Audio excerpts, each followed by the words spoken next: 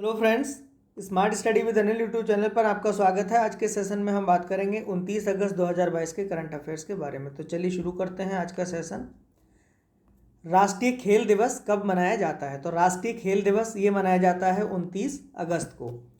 Hockey खिलाड़ी major Dhyanchand की जयंती पर हर वर्ष 29 अगस्त को राष्ट्रीय खेल दिवस मनाया जाता है। सरकार ने मेजर ध्यानचंद के सम्मान में उनके नाम पर राष्ट्रीय खेल पुरस्कार का नामकरण किया था। और अंतर्राष्ट्रीय खेल दिवस, अगर इसके बारे में हम बात करें तो अंतर्राष्ट्रीय जो खेल दिवस है ये हर साल मनाया जाता है 6 अप्रैल को। तो ध्यान में रखना है कि जो राष्ट्रीय खेल दिवस है ये मनाया जाता है 29 अगस्त को, और जो अंतर्राष्ट्रीय खेल दिवस है ये मनाया जाता है 6 अप्रैल को। नेक्स्ट, किस योजना के तहत ट्रांसजेंडरों को भी केंद्र सरकार की महत्वाकांक्षी योजनाओं की समग्र सुविधाएं दी जाएंगी?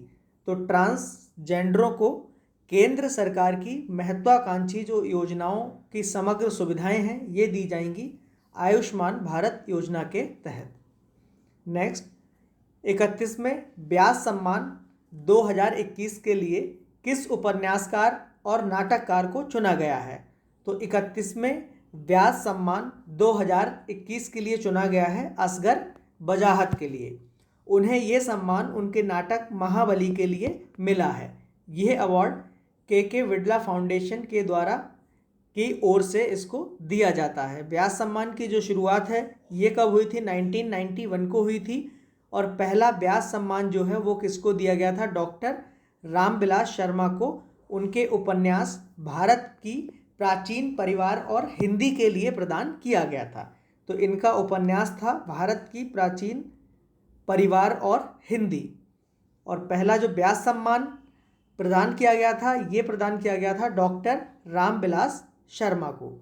विजेता को सम्मान के तौर पर 4 लाख रुपए और प्रशस्ति पत्र और प्रतीक चिन्ह भेंट किया जाता है।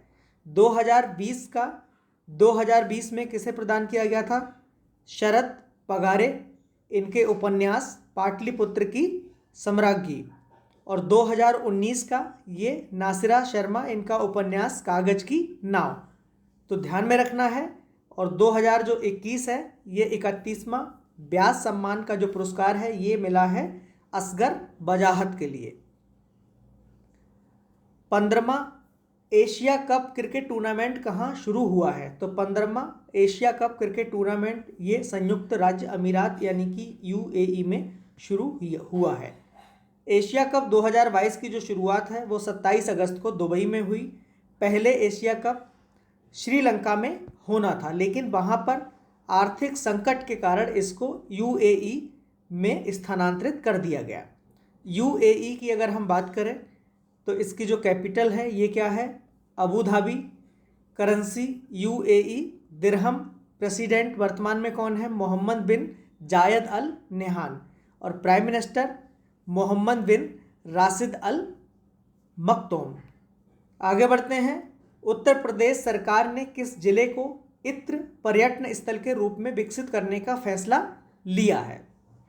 तो इस प्रश्न का जो सही उत्तर है ये क्या हो जाएगा? कन्नौज। तो उत्तर प्रदेश सरकार के द्वारा यूपी का जो कन्नौज जिला है इसको इत्र पर्यटन स्थल के रूप में विकसित करने का फैसला लिया है। यूपी सरकार के द्वारा इत्र उद्योग को बढ़ावा देने के लिए दिसंबर 2022 में कन्नौज में एक अंतर्राष्ट्रीय मेला आयोजित किया जाएगा। तो एक अंतर्राष्ट्रीय मेला का जो आयोजन है वो दिसंबर 2022 में कन्नौज में किया जाएगा। और ये क्यों किया जाएगा? क्योंकि यूपी सरकार जो है वो इत्र के उद्योग को बढ़ावा देने के लिए ऐसा कर रही है। कन्नौज का इत्र जो है वो एक जिला एक उत्पाद यानी कि 1 डिस्ट्रिक्ट 1 प्रोडक्ट पहल के तहत आता है। 1 डिस्ट्रिक्ट 1 प्रोडक्ट यानी कि ODOP ये जो योजना है ये शुरू की गई थी 24 जनवरी 2018 को।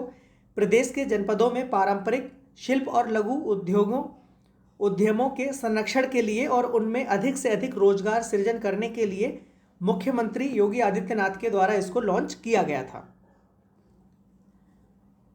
भारत का सर्वश्रेष्ठ आकांक्षी जिला किसे घोषित किया गया है? तो भारत का सर्वश्रेष्ठ आकांक्षी जो जिला है ये किसको घोषित किया गया है? हरिद्वार को। नीति आयोग ने हरिद्वार को भारत का सबसे आकांक्षी जिला घोषित किया है। आकांक्षी जिला कार्यक्रम इसकी जो शुरुआत हुई थी ये 2018 में शुरुआत हुई थी। इसका जो उद्देश्य था वो देश भर में 112 जिलों को प्रभावी ढंग से क्या था, बदलना है। अगला प्रश्न है 25 अगस्त को भारत और बांग्लादेश संयुक्त नदी आयोग की 38वीं बैठक का आयोजन कहां पर हुआ? तो 25 अगस्त को भारत और बांग्लादेश संयुक्त नदी आयोग की जो 38वीं बैठक है इसका जो आयोजन किया गया ये कहाँ किया गया था? नई दिल्ली में। मंत्री स्तरीय बैठक में दोनों पक्षों ने कुशियारा नदी के अंतरिम जल बंटवारे पर समझौता ज्ञापन पर हस्ताक्षर किए। कौन सी नदी? कुशियारा नदी। भारत बांग्लादेश संयुक्त नदी आयोग का जो गठन है ये हुआ था 1972 में किया गया था। कुशियारा जो नदी है वो भारत और बांग्लादेश में बहने वाली एक नदी है। तो ये भारत और बांग्लादेश दोनों देशों से होकर बहती है। कुशियारा नदी, बराक नदी भारत बांग्लादेश सीमा पर दो नदियों में बट जाती है। एक कौन सी नदी? कुशियारा नदी, और दूसरी सुरमा नदी। तो ये जो बराक नदी है भारत बांग्लादेश सीमा पर दो नदियों में बट जाती है, कुशियारा नदी और सूरमा नदी। तो अभी हाल ही में मंत्री स्तरीय बैठक में दोनों पक्षों ने कुशियारा नदी के अंतरिम जल बंटवारे समझौता ज्ञापन पर हस्ताक्षर किए हैं। आगे बढ़ते हैं। हाल ही में किस राज्य सरकार ने विनाइल के बैनरों पर प्रतिबंध लगाया है? तो विनाइल के बैनर, तो ये लगाया है आंध्र प्रदेश सरकार के द्वारा। आंध्र प्रदेश, इसकी कैपिटल क्या है? अमरावती। वर्तमान में गवर्नर कौन है? विश्वभूषण हरिचंदन। चीफ मिनिस्टर कौन है? YS जगनमोहन रेड्डी। आगे बढ़ते हैं। हाल ही में किस देश में बाढ़ से 33 मिलियन लोग प्रभावित हुए हैं? तो अभी हाल ही में पाकिस्तान में बाढ़ से 33 मिलियन लोग प्रभावित हुए हैं। पाकिस्तान की राजधानी क्या है? इस्लामाबाद। प्रधानमंत्री शहबाज शरीफ, राष्ट्रपति आरिफ अलवी, और जो मुद्रा है वो क्या है? पाकिस्तानी रुपया। नेक्स्ट, हाल ही में अबू धाबी मास्टर्स शतरंज टूर्नामेंट किसने जीता है? तो अबू धाबी मास्टर्स शतरंज टूर्नामेंट ये जीता है अर्जुन एरिगैसी ने। नेक्स्ट, हाल ही में वरिष्ठ नागरिकों और दिव्यांगजनों के लिए सामाजिक अधिकारिता शिविर कहाँ आयोजित किया गया है? तो इसका जो आयोजन है शिविर का ये किया गया है नागपुर में। वरिष्ठ नागरिकों और दिव्यांगजनों को मदद तथा सहायक उपकरण वितरण के लिए नागपुर में एक सामाजिक अधिकारिता शिविर का आयोजन किया गया है। केंद्रीय सामाजिक न्याय और अधिकारिता मंत्री वर्तमान में कौन है? डॉक्टर वीरेंद्र कुमार। अगला प्रश्न है, हाल ही में महिला समानता दिवस कब मनाया गया? तो महिला समानता दिवस ये मनाया गया 26 अगस्त को। हाल ही में राष्ट्रीय फैशन प्रौद्योगिकी संस्थान यानी कि निफ्ट के 18वें परिसर का उद्घाटन कहाँ किया गया है? तो 18वें परिसर का जो उद्घाटन है ये दमन यानी कि दादरा और नगर हवेली और दमन और दीव, इसका एक जिला है, इसमें किया गया है। तो दमन भारतीय केंद्र शासित प्रदेश कौन सा? दादरा और नगर हवेली और दमन और दीव, इन दोनों का मर्जर के बाद एक केंद्र शासित प्रदेश बन गया है। कौन सा? दादरा और नगर हवेली और दमन और दीव के दमन जिले का एक नगर पालिका क्षेत्र और नगर है। तो अभी दमन में राष्ट्रीय फैशन प्रौद्योगिकी संस्थान के 18वें परिसर का उद्घाटन किया गया है। आगे बढ़ते हैं। इंडियन आर्मी के सहयोग से DMRC की परियोजना के अंतर्गत आराम गृह का शुभारंभ कहाँ पर किया गया है?